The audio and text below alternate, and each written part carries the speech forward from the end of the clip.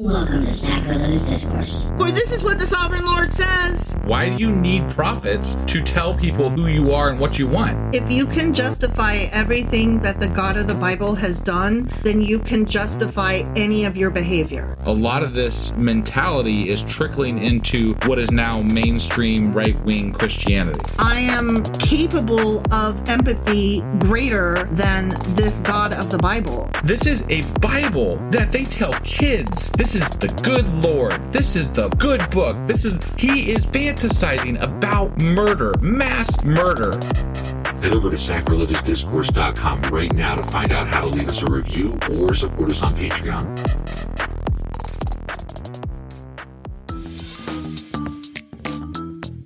Hey there, sinners and saints. It's your favorite Bible-bashing duo from Sacrilegious Discourse, and we need your help. That's right, folks. We're raising funds for some heavenly equipment and a studio that doesn't sound like it's in the depths of hell. Our current setup, let's just say it's more apocalypse than audiophile. So if you want to hear us dissect the Bible without the background noise of demonic squirrels, chip in a few bucks. We're aiming for $5,000 to upgrade our audio and build a studio worthy of blasphemous banter.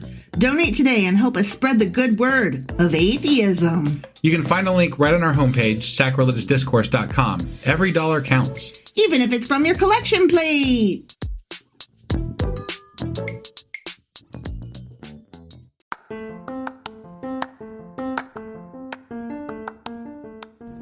Welcome to Sacrilegious Discourse. I'm husband. And I'm wife. Together, we're reading the Bible for the very first time.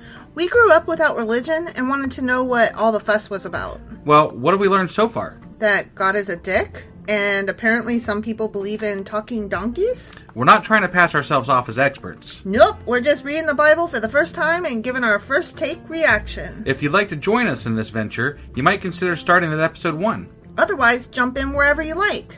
All right, let's go read the Bible. Yeah, let's get to it.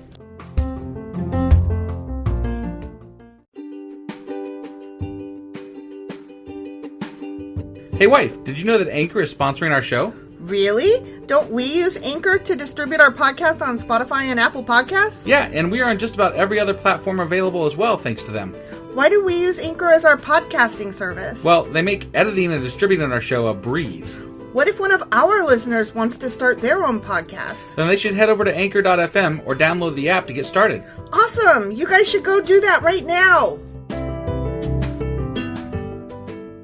Husband! Wife! Do you remember what happened yesterday? Solomon built a big-ass pool called the Sea.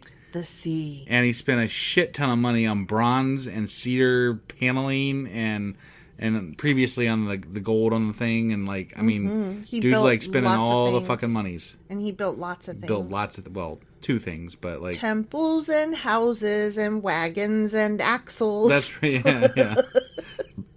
Yeah, fucking pure bronze carts. Like, what? Who fucking builds a pure bronze cart? Only an idiot. Some bullshit. Like, can you imagine? I need you to make me a bronze screw because it's got to be all bronze. That's just dumb. It's dumb. It's overkill. It's definitely fucking overkill. All right. Well, that's what happened yesterday. And that was 1 Kings chapter 7? Yep. And today we're going to get into 1 Kings chapter 8. Awesome. Let's do it. Okie dokie. Hey, wife, do you like coffee in the morning? I sure do, husband. Morning, noon, night. Which reminds me, I need to add that to our grocery list because we're running low. Wait, before you do that, check out the website ungodlybrew.com where you can purchase a pound of your favorite flavor of coffee. What if I want more than 1 pound? Either order a larger amount, or better yet, get 10% off by setting up a subscription for every 2 weeks, or a month, or whatever works for you. Did you set up something special for our listeners? You know I did. Exclusive for our listeners, get an additional 10% off subscriptions by entering the code SACRILEGIOUSCOFFEE at checkout. That's a hellishly good deal. Ungodly Brew is hellishly good coffee. Okay, 1 Kings chapter 8. Okay. Solomon then summoned to Jerusalem the elders of Israel and all the heads of the tribes, the leaders of the ancestral families of the Israelites. Okay. They were to bring the Ark of the Lord's covenant to the temple from its location in the city of David, also known as Zion. All 12 of them, huh? All 12 of them. They're going to meet up first, grab the Ark, and then they're going to hightail it over there. Yeah. Get going. Put over whoever you like least. Make sure they're on the side of it, steadying it. Yeah, so that when it falls, they can touch it and die. Yeah. So all the men of Israel assembled before King Solomon at the annual Festival of Shelters, which is held in early autumn in the month of Ethanim. Good old Festival of Shelters. Festival of Shelters. I want to know what all these months are. I'm going to look those up. Right? I'm That'd be so helpful. Like, interested. It'd be helpful to understand. Yeah, yeah. So. Are these like pre-Greek? I don't know. I don't know anything about Hebrew months. I don't either. How many? Are there 12 in a year? I would imagine so. There's only like one calendar that does 13. Apparently that's more accurate, actually. I had read that too. And then I also read that if we gave 30 days to every month, that we would never have to have a leap year, and we'd never have to have odd, like February being weird, sometimes 28, 29, whatever. Interesting. Yeah. I thought that would be kind of cool. There's all kinds of weird things with time that don't make sense right now. It's a lot like the metric system where we're doing the wrong thing. Right. For no good reason. Other than tradition. America. Well, tradition. Fuck yeah. We all understand the current one, so. Well, we all America. The rest of the world is using the good stuff. Not when it comes to calendars. The only people that are different would be China, right? Okay, but math. They're using all the good measures. No, I agree with math. We're stupid. Yeah. America. Yeah, I agree. That's what I was saying. When all the elders of Israel arrived, the priests picked up the ark. The priests and Levites, there they are, brought up the ark of the Lord along with the special tent and all the sacred items that had been in it. It's interesting that they distinguish between the priests and the Levites because I thought the Levites were the priests. Right? Same. So that's interesting to me. Well, because the Levites are a tribe of their own, and they are all priests, but each little area has their own priest too. Right, but the Levites lived in all the lands. Remember, they didn't specifically live in just one area. Right. So technically, there should have been Levite priests for every area. Hypothetically. I'm just saying, it sounds like it's a mixture of, the Levites, but then also political. True. So I think that's what it is. Yeah. I don't know. That. I mean, maybe I'm wrong, but that's what it sounds like to me. No, that makes sense. Right. There, before the ark, King Solomon and the entire community of Israel sacrificed so many sheep, goats, and cattle. Does it say that? So many sheep, goats, and cattle that no one could keep count! Exclamation point. They numbered the fucking stars. The fucking bloodbath. They killed so many goddamn animals. They filled the sea with them. They filled all the sands of the beach. Right. They couldn't count them all. That's a high number, more than 10. Yeah, right. That's a lot of animals. It's a lot of counting. That's ridiculous. It is ridiculous. Then the priests carried the Ark of the Lord's Covenant into the inner sanctuary of the temple, the most holy place, all capital letters. Yeah. And placed it beneath the wings of the cherubim. Yeah, because that's what God wanted. Beneath the wings. All the gold and beneath those wings, and he demanded this. You know, it was just like when they built the ark. When he had this exact plan on how to build it, that's what they didn't... Wait, they didn't do that. I always think when I hear anybody say the wings, I think of two songs. The Wind Beneath My Wings. Yeah, that was the one I came up with. Take These Broken Wings and Learn to Fly Again. Right. Who is that? Mister? I don't know. I don't know. I'm curious about that one. Right. I may be crazy. Yeah. The cherubim spread their wings over the ark, forming a canopy over the ark and its carrying poles. These poles were so long that their ends could be seen from the holy place, which is in front of the most holy place, but not from the outside. But yeah, of course, not from the outside. That's just too far. Oh, here we go. Ready? Yeah. Guess what? What? They are still there to this day. Oh, shit. Although I don't know that for sure. I mean, I don't know that for sure. We don't. But I think I would know and hear about a 45-foot long fucking tub sea thing on top of some bowls. I don't know anything about that, so I'm assuming it's not there. No, this is not the sea. Right, but it's part of that. It's part of the whole thing that they built. No, they're talking about the ark. Right now, they're bringing the ark into the temple. Yes, that they just built. Right, but they're talking about carrying the okay. I was mixed up. I was saying the ark is still there to this day, Right, in the temple. Okay. I'm like, I don't know about this temple. It's all gold. I never heard of it. Okay, I see. I mean, I've heard of the saying. Temple of Solomon, but I don't think it exists still, right? I don't think I could so. be, I could be wrong. I don't think so. I've been known to be wrong, but it doesn't seem like it would exist. I would think I would know more about it if it did exist still. It could have been sacked. Yeah. And that's looted. I mean, with that much fucking gold, hell yeah. They couldn't carry it all off. Right? Nothing was in the ark except the 2 stone tablets that Moses had placed in it at Mount Sinai, where the Lord made a covenant with the people of Israel when they left the land of Egypt. What about the manna and the fucking book of instruction? The book of instruction. Oh, yeah. The manna and the book of instruction. Where Yeah, did those go? That's really upsetting. Right. I'm not happy with that. I mean, why put it in there if it's not going to be there? Right? It doesn't make any sense. Why would... I don't understand. This is unacceptable. Right? When the priests came out of the holy place, a thick cloud filled the temple of the Lord. Who done it? Whoever smelt it dealt it. The priests could not continue their service because of the cloud, for the glorious presence of the Lord filled the temple of the Lord. Yeah. Yeah, it did. Okay, ready? I'm ready. Then Solomon prayed, "O Lord, you have said that you would live in a thick cloud of darkness. Now I have built a glorious temple for you, a place where you can live forever." Mm-hmm. Then the king turned around to the entire community of Israel standing before him and gave this blessing. Okay.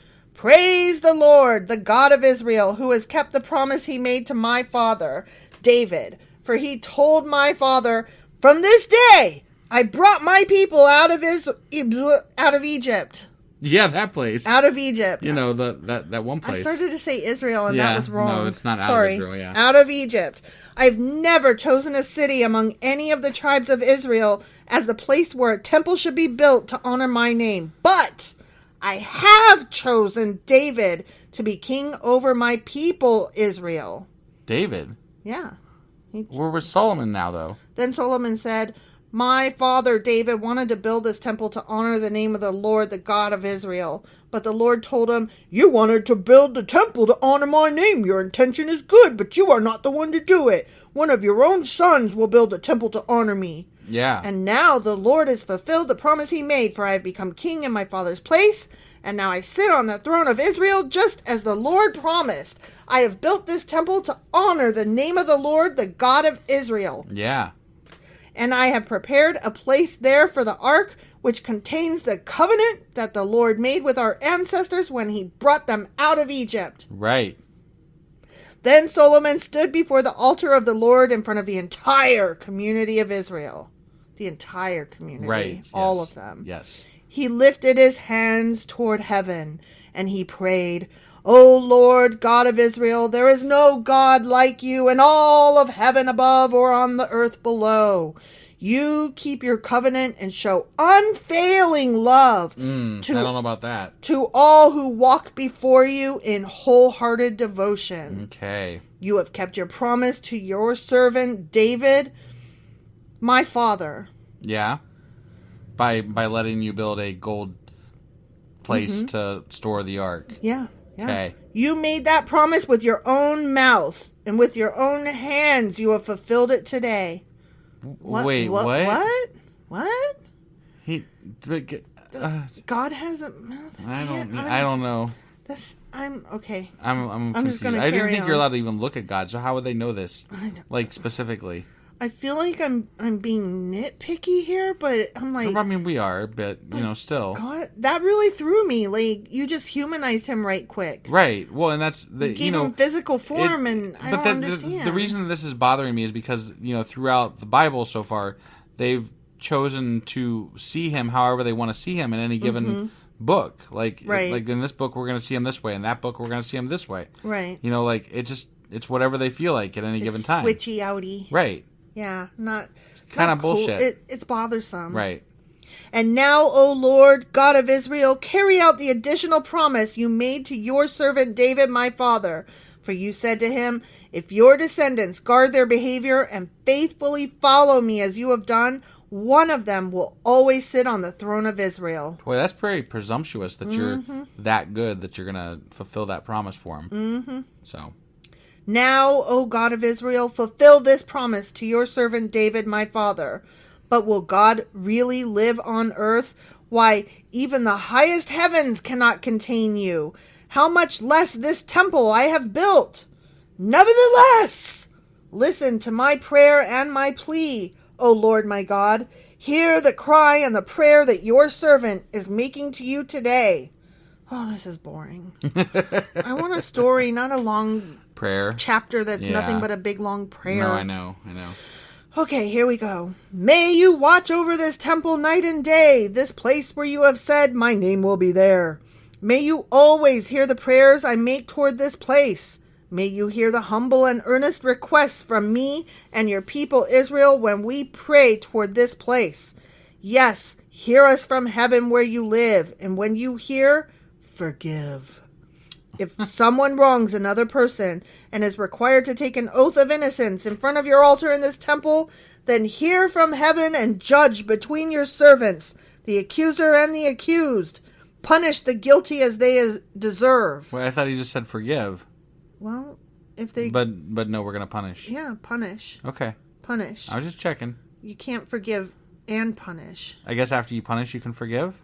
Maybe you forgive first and then punish. Okay. I forgive you. Now bend over. I got to whip you. And then they can all go for a swim in the sea. Acquit the innocents because of their innocence. If your people Israel are defeated by their enemies because they have sinned against you, and if they turn to you and acknowledge your name and pray to you here in this temple, then hear from heaven and forgive the sin of your people Israel, and return them to this land you gave their ancestors. But he just said punish them. Well, now Which he's is it saying now? Forgive them again. Forgive them and punish them, and forgive them and punish them. Yeah, I guess. Whichever is most appropriate in looking back on history, which hasn't happened. Right. Then, I mean, if it's all of us, obviously you got to forgive us. But like, it was just like one dude, then obviously you got to punish him. Right. Punish him. If the skies are shut up and there is no rain because your people have sinned against you, and if they pray toward this temple and acknowledge your name and turn from their sins because you have punished them, then hear from heaven and forgive the sins of your servants, your people Israel. See? Forgive again. Yeah, make it rain. Make it rain. Teach them to follow the right path and send rain on your land that you have given to your people as their special possession. If there is a famine in the land, or a plague, or crop disease, or attacks of locusts or caterpillars, then fucking pray for forgiveness. Or if your people's enemies are in the land besieging their towns, whatever disaster or disease there is, and if your people Israel pray about their troubles, raising their hands toward this temple, then hear from heaven where you live and forgive. He sure is worried about a lot of things that could, quote unquote, happen. If I break my arm, fix it. If my light bulbs break, get me some new ones. Yeah. This is stupid. I mean, just... They're obviously going to fuck up. Like, that's the whole point, right? I know. Like, people fuck up, and then they pray, and then they get forgiven, or they don't. They get punished and killed, or whatever. Something fucking happens to them, and then, yay God. And then he gets lots of gold, and gets to sit in a goddamn palace. That sounds about right. That checks. Give your people what their actions deserve, for you alone know each human heart. Except for that he can't hardly keep track of like 5 people, so whatever. He couldn't even keep track of 2 people. Right, no, I was being generous.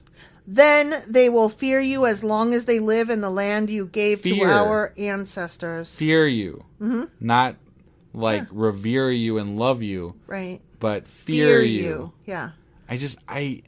I hate it when they say that. Cause I'm My like, parents say you're supposed to fear God. Why? Why do I want to fear anything? If I get to choose to believe or not believe, I'm not going to choose on purpose to be afraid of something. Yeah, that makes no damn sense. I'm not going to be afraid of God. Fuck that shit. Fuck that shit. If I'm wrong, oh well, I guess I'm due to get punished. Right, whatever. Whatever. Just punish me then. Yep. In the future, foreigners who do not belong to your people Israel will hear of you. That is true. Mm-hmm. That did happen. That did, yeah. They will come from distant lands because of your name, for they will hear your great name and your strong hand and your powerful arm.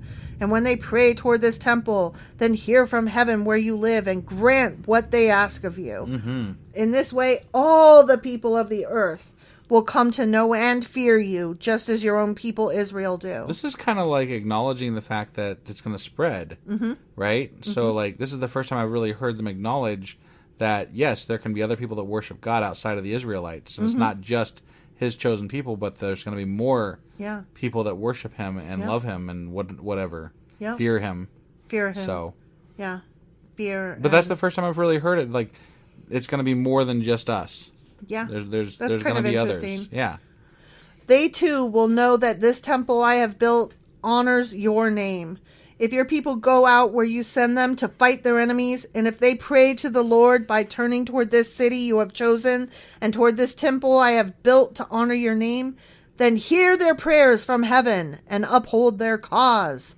If they sin against you, and who has never sinned, ? You might become angry with them and let their enemies conquer them and take them captive to their land far away or near. So I got to ask a question here. I know that there is a lot of overlap between the Quran and the Bible, right? And I know that Muslims worship like multiple times a day and they have to face a certain direction, right? Is it because of this? Like, do they have to face God's temple? Like, is this part of it? I'm pretty sure. It would be worth looking up. Like, I'm just curious. Like, if that's where that came from. Like, I'm almost positive. It's a curiosity of mine, I guess. I'm almost positive that makes sense. Right. Okay. Far away or near. But in that land of exile, they might turn to you in repentance and pray, "We have sinned, done evil, and acted wickedly." If they turn to you with their whole heart and soul in the land of their enemies and pray toward the land you gave to their ancestors, toward this city you have chosen and toward this temple I have built to honor your name, then hear their prayers and their petition from heaven where you live and uphold their cause. We've done all kinds of bad shit. Let's just turn this way and pray real quick and be like, all right, cool. I'm forgiven? Yep, we're all good now. I'm going to go do bad again. Thanks, yeah, bye. right. Forgive your people who have sinned against you. See, I don't like that it's sinned against you. Like, when I make a choice and you think of it as a sin, I don't think God should take it personal. Right. Like, generally, you're hurting some other human. Or myself. Right. Like, yeah. If I am, quote unquote, sinning, I don't know, like smoking a cigarette. Like, I'm not doing that at God. I am smoking the cigarette. If I am sinning by cussing, I'm not, hurting. Like, I'm not sinning against God. I'm just sinning. Sure. I mean, insofar as those things are sins. Right. Which they're not. No, right. I'm just, like, giving examples. Like, if I murder somebody. Yes. Which, okay, I'm not going to murder anybody. I'm glad to hear that. But I'm just saying, like, if I did that, I'm not doing a sin against God. I'm doing a sin against the fucking person that I killed. Right. And their family. Yeah, I don't think they're going to appreciate you getting forgiven for it. No, I don't. Forgive all the offenses they have committed against you. Make their captors merciful to them, for they are your people, your special possession, whom you brought out of the iron-smelting furnace of Egypt. May your eyes be open to my requests and to the requests of your people Israel. This is so boring. May you hear and answer them whenever they cry out to you. It's so repetitive. Like, do I have to be on call all the time? Right? Like, seriously, guys. How about you just stop, bitching about everything and I'll fix what I can fix, man. Exactly. For when you brought our ancestors out of Egypt, O sovereign Lord, you told your servant Moses that you had set Israel apart from all the nations of the earth to be your own special possession. Awesome, awesome. When Solomon finished making these prayers and petitions to the Lord, he stood up in front of the altar of the Lord where he had been kneeling with his hands raised toward heaven. That's a long time to have your hands up in the air. It really is. Waving them around like you just don't care. You do care. Oh. He was waving them around like right, you like do he does care. Yeah. He stood and in a loud voice blessed the entire congregation of Israel. A loud voice, huh? A really loud voice. Really loud voice. And he was not in Bless and Curse Mountain Valley. Right. So yeah. I don't know how his voice carried, but sometimes God can't talk to you, but sometimes he can apparently. No, this This is Solomon. Oh. Solomon saying this. He stood and in a loud, when he got done praying, when Solomon finished making these prayers and petitions. All right, sorry. Yeah. I thought he was saying God did. I'm sorry. No, when Solomon got done yakking, yeah, he stood up and put his hands down or whatever, and in a loud voice blessed the entire congregation of Israel. This is the blessing now he's about to say. Oh, God. Yeah. Praise the Lord who has given rest to his people Israel, just as he promised. Not one word has failed of all the wonderful promises he gave through his Moses servant. I'd like to recount that. I'd like to check that, please. Right? Like not one? Just saying. Not one? Yeah. Really? May the Lord our God be with us as he was with our ancestors. May he never leave us or abandon us. He did, He will. Yeah. He did and he will. Yeah. May he give us the desire to do his will in everything. You know what? God could do that. He could. He could just... I mean, if there was an all-powerful God, yeah. Yeah. Like, he's hardened hearts. He's set people to do things that he wants them to do. He could do these things. He could do these things. And that's the argument. Like, if you have these capabilities, why don't you use them? Yeah. And if you don't, then what the fuck? Yeah. Like, what even are you, man? What even are you, man? Or, aren't you? That should be on a t-shirt. What even are you, man? May he give us the desire to do his will in everything and to obey all the commands, decrees, and regulations that he gave our ancestors. Mm-hmm. And may these words that I have prayed in the presence of the Lord be before him constantly, day and night, so that the Lord our God may give justice to me and to his people Israel according to each day's needs. Wow. Oh, so many praise. Yeah. I can't do all the praying. It's a lot of praise. Then people all over the earth will know that the Lord alone is God and there is no other. I don't think the Native Americans knew at this point. No, I don't think they did. So, I mean, all over the world is, questionable. Questionable. Yeah, indigenous peoples on various continents did not get exposed to this until, like, way later. Right, yeah. And so they're, like, just being very presumptuous that they're the only people on the planet. Yeah. Kind of like people today are presumptuous that our planet's the fucking center of the solar system and, only 6,000 years old and, right. We can't have galaxies. I've heard people say that they think that, just because God is different in different areas doesn't mean that God didn't exist. Like, he presents himself differently in different areas or something like that. And I'm like, no, I think just, like, people don't like death, really. Like, that's really all it is. People don't like death because God is more than just the afterlife. God is also about morals, like right and wrong. Yeah. And God is also about, what is the other one? There's another one. It's the afterlife and it's, forgiveness, redemption, right and wrong. Sure. That kind of thing. Yep. And it's also like controlling the masses, like making them behave at each other. Yeah, it's a rule book. It's a fucking rule book. It's a social construct that makes you cook your meat. Right. So you don't die. Yeah, and you don't eat the cloven hooves or whatever. Right. Whatever the fuck. Right. Who cares? Right. So, I mean, it's not... It's a social It's how construct. society formed. You have to have rules, and the easiest way to make rules for what you don't understand is creating something that brings order to things you don't understand. Mm-hmm. Like, well, we have to explain it if we want to make rules so that society forms to these rules. Like, exactly. Okay, so the reason we're doing this is because there's something over there that's going to punish you. Yeah, yeah. There. Done. And you may be completely faithful. Oh, may you, not you may. May you. Got it. And may you be completely faithful to the Lord our God. May you always obey his decrees and commands, just as you are doing today. I guess they're doing a good job right now. Good job, people. Yeah, good job, guys. Then the king and all Israel with him offered sacrifices to the Lord. More sacrifice. They just sacrificed a shit ton. They got a mountain of animals. Right. Ugh. And the streets ran with blood. No, that was a me. Okay. Not a Bible. I was like, is that what it says? Jesus. Solomon offered to the Lord a peace offering of 22,000 cattle. What the fuck? And 120,000 sheep and goats. Oh my God. And so the king and all the people of Israel dedicated the temple of the Lord. Oh my God. That is like... That's a fuck ton of killing. That's a genocide of species. Jesus Christ. That is so many fucking sheep and cattle. Oh my God. That's impressive, actually. In a grotesque way, not in a... Right. It's impressive, but not in an impressive way. Right. Does that make sense? It's something, yeah.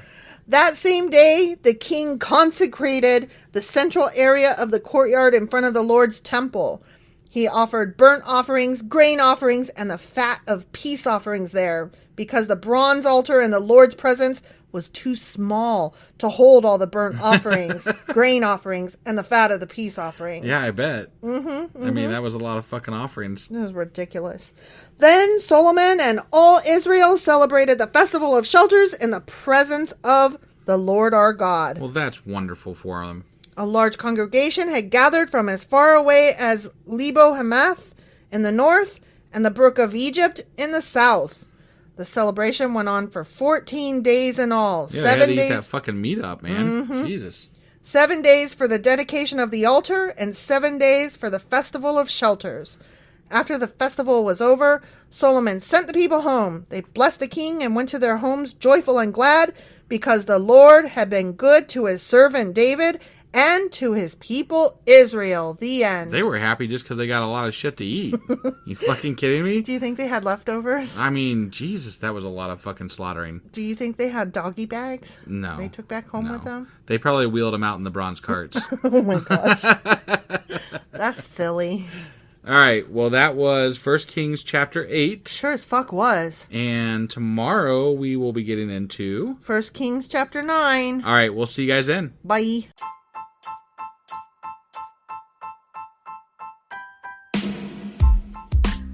Hey, wife, I guess that's the end?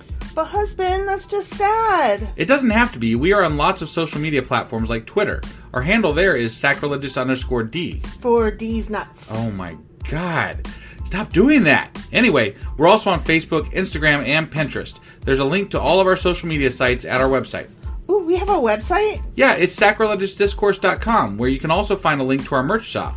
We have a merch shop? Yep, we have podcast-themed clothing, mugs, notebooks, and more, as well as an atheist and science-themed products.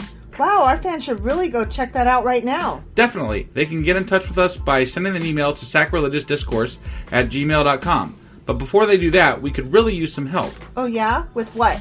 Well, it's not free running the podcast, and we need some financial support in order to get better equipment, which will free up time so we can concentrate on our podcast and our fans. Okay, so what should they do? Head over to patreon.com/sacrilegiousdiscourse and sign up as a contributor on our podcast. Supporters there receive additional bi-weekly episodes that we record just for our Patreon members for as little as $2 a month. Also, we'd really appreciate it if you would like and subscribe on whatever platform you're using. And Apple Podcast reviews help us out tremendously. Like and subscribe. Leave an Apple review. Join us on Twitter. Support us on Patreon. That's a lot of instructions. Don't forget to say thanks. Thanks. Okay, bye.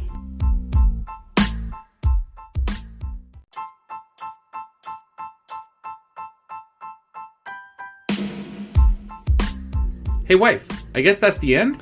But husband, that's just sad. It doesn't have to be. We are on lots of social media platforms like Twitter. Our handle there is sacrilegious_D. For D's nuts. Oh my God. Stop doing that. Anyway, we're also on Facebook, Instagram, and Pinterest. There's a link to all of our social media sites at our website. Ooh, we have a website? Yeah, it's sacrilegiousdiscourse.com, where you can also find a link to our merch shop. We have a merch shop? Yep, we have podcast-themed clothing, mugs, notebooks, and more, as well as an atheist and science-themed products. Wow, our fans should really go check that out right now. Definitely. They can get in touch with us by sending an email to sacrilegiousdiscourse@gmail.com. But before they do that, we could really use some help. Oh yeah? With what? Well, it's not free running the podcast, and we need some financial support in order to get better equipment, which will free up time so we can concentrate on our podcast and our fans. Okay, so what should they do? Head over to patreon.com/sacrilegiousdiscourse and sign up as a contributor on our podcast. Supporters there receive additional bi-weekly episodes that we record just for our Patreon members for as little as $2 a month. Also, we'd really appreciate it if you would like and subscribe on whatever platform you're using. And Apple Podcast reviews help us out tremendously. Like and subscribe. Leave an Apple review. Join us on Twitter. Support us on Patreon. That's a lot of instructions. Don't forget to say thanks. Thanks. Okay, bye.